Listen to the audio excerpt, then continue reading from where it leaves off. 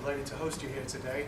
And when I was asked to have a few remarks about why we're involved with Green 4, I was only too happy to accommodate that, because I'm a very, very strong believer in sports science, a very strong believer in measuring what should be measured. And based on my background, it's probably the reason why, is both law and human resources. So I'm a lawyer from the States. You have to know, don't practice law here, because you're all safe. But human resources, not in the respect of the woolly side of human resources, but in terms of performance analysis and performance measurement for employees. And really, that is very much a criteria and something that should be applied in sports, and it's being applied more and more. And that probably brings me to what I'm really here to talk about today, which is baseball. Please don't get up. It's not going to be as bad as it sounds. Baseball is a sport, is heavily into analysis and analytical type of thinking. What you'll find is, which is probably why I'm attracted to it, a lot of lawyers, accountants, very much into baseball. And a lot of things stem from baseball in terms of statistical analysis. Fantasy football stems from something called the rotisserie league that was started in baseball. The reason it's called rotisserie, this is your trivia fact for today, is a bunch of sports writers and lawyers and accountants would get together and meet in the Rotisserie Cafe in New York, and they would come up with their own fantasy teams.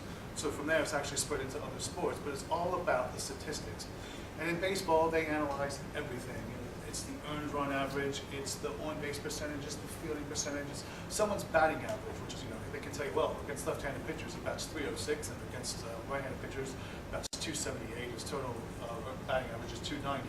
Now, 290 means out of every 1,000 at-bats, he'll get 290 hits. And in baseball, that's considered a success, very success. So it's the only sport I know where 29% of the time you do your job, and you're considered a fantastic player. But baseball got a huge shot in the arm in terms of the analytical side of it. A few years back, a book called Moneyball. I see a few faces have lit up now saying, oh yeah, this Yankees not going to be as boring as I thought. So Moneyball chronicles the exploits of a general manager of the Oakland A's called Billy Beane. And Billy Beane just took the use of analytical analysis, bad use, but analysis to a whole different level. He absolutely just turned it on its head. He analyzed everything. So you have this small franchise in Oakland, which is not a big market town, that was just punching so far above its weight, it was ridiculous. It was consistently winning. It was outperforming teams like the Boston Red Sox and the New York Yankees, who had massive budgets.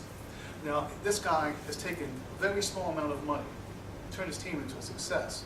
Now, I know a lot of people here read that book and thought, that can be applied to football. And there's some people who actually have statistical analysts that work for them. And the one club that does club secretary / statistical analysis, and that's the guy's job. And it can be done. Baseball lends itself to, because of the stop-start nature, to very much analytical processes. It's much easier to measure. Football, being the fluid game that it is, much more difficult to do. That's not to say it can't be done, because we've got tools out there right now that actually do it.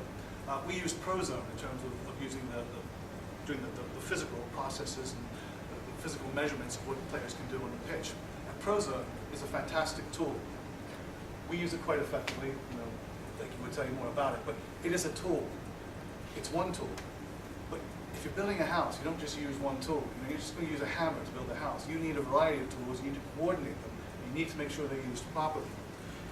And that's really where this comes in. The whole system of Green 4 and what we're here to talk about today.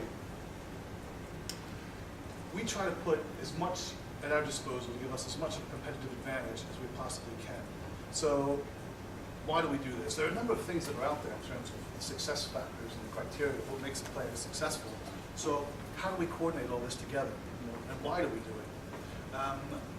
I'll put the how to the side for one side and answer the second question first, which is why. And why is because of cost and value. The principal expenditure of any professional sports club, whether it's football, whether it's rugby, whether it's anything we put up here, we're going to be the athletes, we're going to be the players. They are expensive. And the worse they do, funnily enough, the more expensive they seem to get, because they can start adding. Let's get a big, well, this isn't working, we're going to bring somebody in, we can't get rid of him, we need somebody else, because he's not doing the job. Oh, he's injured. What's wrong with him? Mike keeps getting a groin injury. Can we not stop these groin injuries? Or somebody breaks his leg, there's nothing you can do about it. That's an impact injury, and that's fine. But there are some things that can be stopped. So the job for me of analysis and sports science is minimize the injuries, make sure we have as many players at the manager's disposal as we can, and make sure that those guys are in optimal performance condition. Piece of cake, isn't it, Blakey? That's the goal, and we've got a lot of things. And as I say, there's a lot of different data hanging around there. Okay, we've got the pro zone stats, and we've got what's the hardness of the pitch. We've got how are they doing in sleeping? What's the nutrition? But these things are all over the place. How do we coordinate? And that brings us really to the how, and what we're really here today. It's not the how is where we've gone into the Green 4. And we looked at a number of different solutions, and Pete's right, we're talking about, well, do we write something for ourselves? We talked to a number of different providers. And suddenly it occurred to us, well, isn't this the same as really CRM? Except instead of putting the customer in the center, we're going to put the player in the center. So let's talk to our CRM provider. And Pete, very, very enthusiastic, saying, well, funnily enough, this is something that they were looking at anyway. And so it just coincided that they had their goals, we had our goals. And for me, it's a very, very cost-effective method of going through this. It's much cheaper than buying a lot of players and having a squad of 30 players. When you have a squad of, say, 23, 24 players, and you keep those guys on the pitch, you keep them playing, you keep them in an optimal position, because the better they're able to perform, the better off we are. So as always in sports, as the chief executive, cost is a major, major issue in terms of why we're trying to do this. We're trying to lower the cost of our major expenditure by managing that pool, those assets, in a way that's conducive to us performing. Now, the fans, players get, in my opinion, they sometimes get a bum rap in terms because everybody wants to knock them about their salaries. But quite honestly, when a father says to his kids, let's go down, they don't say, let's go down to see the Walkers, let's go down to see the football. You can do all kinds of great things with your facilities.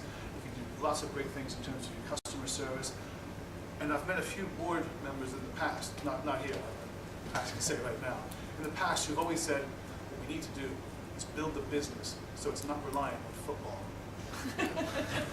So I've seen such with radio stations and insurance services and make sure the shop's good, and yes, we're going to make sure the retail, that's, for me, that's all stuff that feeds the beast. That's all stuff that feeds into football, because at the end of the day, the fans, the supporters, the customers are going to come here to see the core product, which is football. And that's why it's important that you maintain the cost on that squad, while also making sure you feed into them every management tool available. Why would you buy a Ferrari and take it down to the corner of the garage to have it serviced and to have that guy look after it? You wouldn't. You make sure you take it to the specialist. You make sure you keep it up to date. You make sure you keep it in top condition. And that's what this system's all about. Assisting us as a tool, making sure our players are always in tip-top condition, that we minimize injuries, that we find the correlations between things, and that we manage all the data coming in there, because there is a hell of a lot of data coming up. So very short and sweet, that was our primary drivers. I'll hope that you enjoy the day, but more importantly, I hope you find the day very useful. And I'm sure that you've got experts up here in terms of the more technical questions, the more technical issues that will help you take this forward. Okay? Thank you very much.